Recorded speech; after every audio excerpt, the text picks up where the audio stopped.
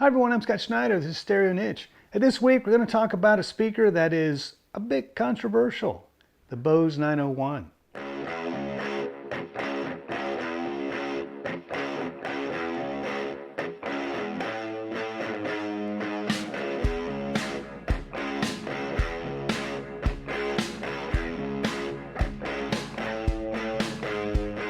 All right, so this week we're going to talk about the Bose 901. Now, if you have any history of Bose, I think you probably know that it's a bit of a controversial speaker. A lot of people either love them or hate them, and there doesn't seem to be much in between. So I thought I would see if there's a bit of a saying that goes around I think most people are familiar with: no highs, no lows, must be Bose. And maybe there is truth to that, maybe not. I don't know. I want to go in with this with an open mind. So you can see them set up behind me. So what I'm going to do is, in this episode anyway, is show you the differences between the Model 1 and the Model 3. Now, just so you know, and I'll explain it when I show you them up close, but they sort of ran in pairs or sets between the model years. So the 1s and 2s are similar, 3s and 4s similar, and then the 5 and 6 are, share a lot of similarities. There are minor differences between them, but they sort of run in that sort of sequence. So I'm going to first compare them head to head, the original Model 1 and then the Model 3. And then after that, I'm going to set them up against the Advent. So we're going to see how they compare to, a good average baseline speaker. So I'm going to show you now. I'm going to take the camera and get up close with them and show you what they look like and what those differences are. But at the end of that, at the end of the video, I'm also going to show you some viewer systems. So stick around for that and see what some of our viewers have in their systems. All right, so let's take a little bit of a closer look, but here are the Series 1 on the left and the Series 3 on the right side here. So let's come in for a little closer look. And we're going to start off with the Series 1. Now this one is upside down and it's rear facing, but I wanted to show you that the sticker here does denote only that it is a Bose 901, because the Series 1 didn't note it as the 1 or Series 1. So you won't see that designation on here. On every other series from 2 through 6, it will denote that to the right of the 901. So you connect them on the bottom. Here are the terminals and the little nuts here to tighten them down and connect your speaker wire. There is no indication of positive or negative inside of here in this recessed part. It is denoted here on the sticker that this on the left side is the common. So just denote that. If you happen to have, for some reason, missing your sticker, that common or negative is on the left. So something to understand there before you go connecting things. Now let's back up a little bit and show that this is the rear part of the speaker. It's upside down again, but if it was turned around in the correct setup, it would look like this. So this is the front of the speaker. And if you're not familiar with 901s, there is a single driver here, and it's offset on the early models. And then the majority of the drivers, 8 more drivers, are back here. Now I didn't take the covers off of these. One thing to note for the Series 1 and 2 is that the drivers don't have foam surrounds, so you don't have to worry about replacing them. So I don't plan on taking the covers off of these because they're just fine. So there is again, a single driver up front, and then all of the other drivers are facing rearward, and then they're angled here, so they are reflecting off of a back wall. Now, these are not properly set up, so these are just for display at the moment, but I just want to have a chance to show you up close what a Series 1 and the 2 look the same. I don't think there's any actual difference in the cabinetry of the 1 and 2. So that's what they look like. So I'm going to move over to the right and show you what a Series 3 looks like. So pretty big difference. This is the front. Again, front firing, 1 driver. And this is the Series 1. And you can see the difference here that it's a very straight front edge compared to the curve that started in Series 3 and remained throughout this, all the way through the end of the series. So that's one thing to denote. There's also wraparound fabric. It goes around the side here of the Series 1, whereas starting on the Series 3, there's walnut on the sides here. On the Series 1, you also had the option to buy a wood trim kit, and this would have been placed in the front.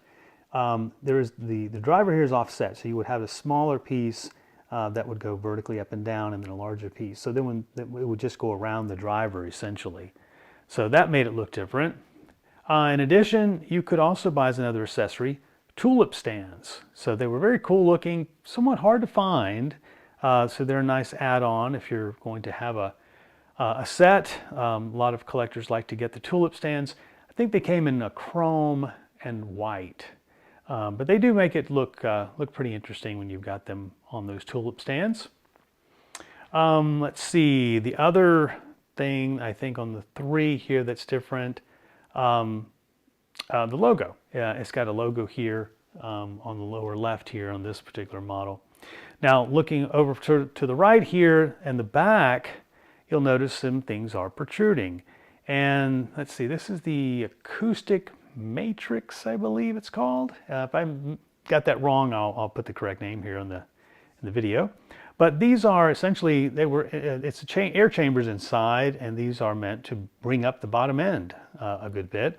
So I'm going to give them, when I go put them head to head, I'll give that a test and see if I notice a significant difference. If you notice a little box on the top, starting with 3s, they started using foam surrounds. So this is my foam kit from Simply Speakers to refoam this set. Now, if you've never done a set of Bose 901s, let me tell you, it is extremely painful in the fact that you have so many drivers. So all of these drivers have to be refoamed, and it's just very tedious and time-consuming and just not a lot of fun.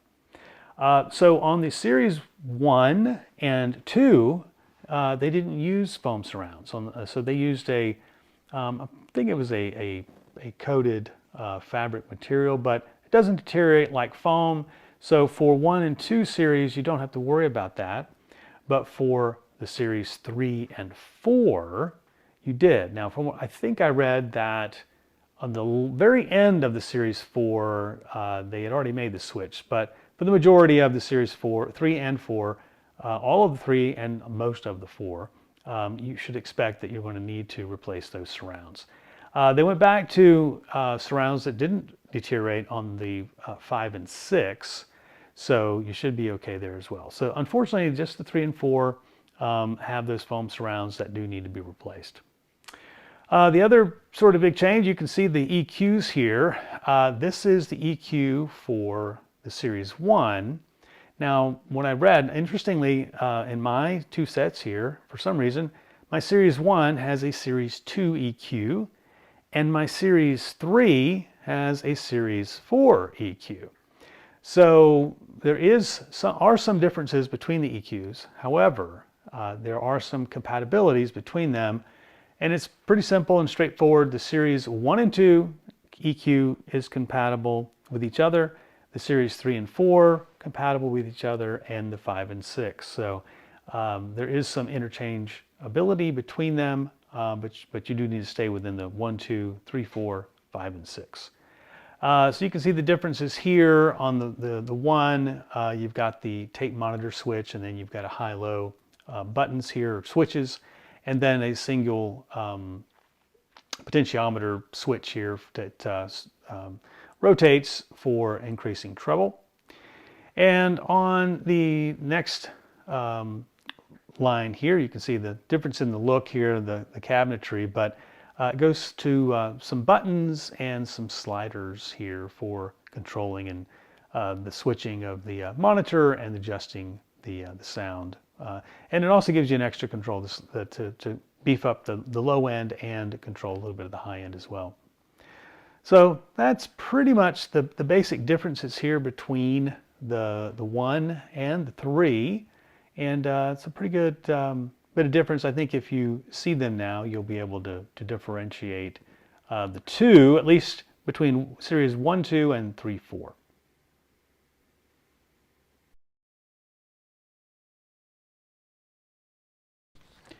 All right, well, first up, we have Richard W. He has been watching for quite some time and contributes to comments on several occasions. I see Richard commenting quite often. So he's got a very Technics-driven centric system here. And he's got to start us off with an SA-R277 receiver. He acquired that around 1989. He has a SA-BR465 cassette deck, an SL-D33 direct drive turntable, an SL-PD788 CD changer, an S407 three-way speakers, and he has had that system since about 89, 90, uses it every single day for about 3 hours. So he's getting a lot of great use out of his system. Loves it. Sounds incredible. All right. Well, thanks so much, Richard, for sending that in. It looks like you're from Massachusetts, I think. So thanks so much. Next up, we have George K. George sent in some great pictures here. He's got a nice, what do you call it? A panoramic shot, I think, here. So we'll see that here in a second. But he's got several awesome receivers, a Pioneer SX1080, an Seton, which you don't see in a Seton very often, an RS660. There's a Marantz 2275, a Sansui 9090 DB, some speakers. He's got some HPM 100s from Pioneer. Let's see, there's a turntable he's got, which is an ATLP 120. Cassette deck from Pioneer, the CTF 500. And some Mapletree Audio Design 2 speaker 5 receiver box, switch box. So you can swap around things. Very handy, very nice to have that.